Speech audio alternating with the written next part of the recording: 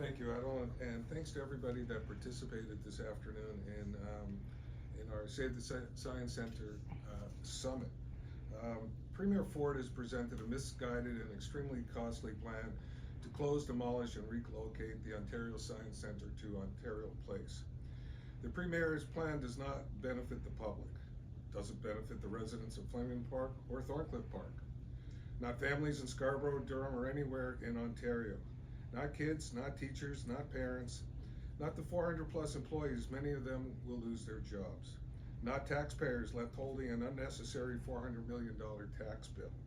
No one benefits except Premier Ford's developer friends and the foreign-owned Therm Mega Spa. We know that GTA school boards, the TRCA, and the City of Toronto were never consulted. We know that the beautiful, functional, and renowned Raymond Moriyama designed Centennial Heritage Structure will be destroyed. We know that demolition will cause enormous environmental damage in the glorious Don Valley Ravine parklands.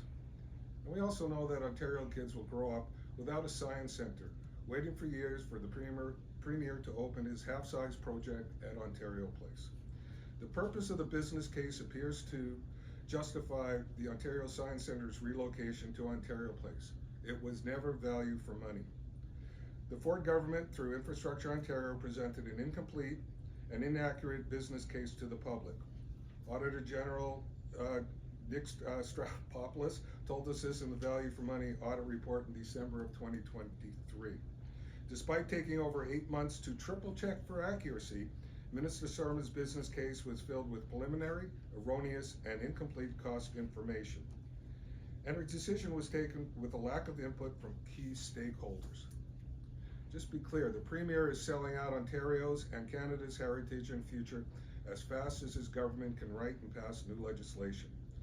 Unlike the Auditor General, the Ontario Science Centre Board of Trustees approved the business case without question, and they approved it unanimously. To the best of our knowledge, the OSC board is made up entirely of Ford government patronage appointees. Did the Board of Trustees exercise independence? And did it shirk its fiduciary duty?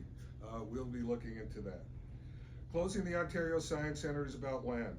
John Robarts, the visionary Prime Minister of Ontario who led the creation of the Ontario Science Centre, foresaw the future. He said, "We are planting a seed from which will grow an undertaking of international significance." We reject Premier Ford's idea that the Science Centre should close to support the profitability of a foreign-owned spa and private developers. A half-size OSC light that has 18% less exhibition space, no outdoor wilderness experience, no rainforest, and closes Toronto's only planetarium is not visionary, and it certainly will not be world-class.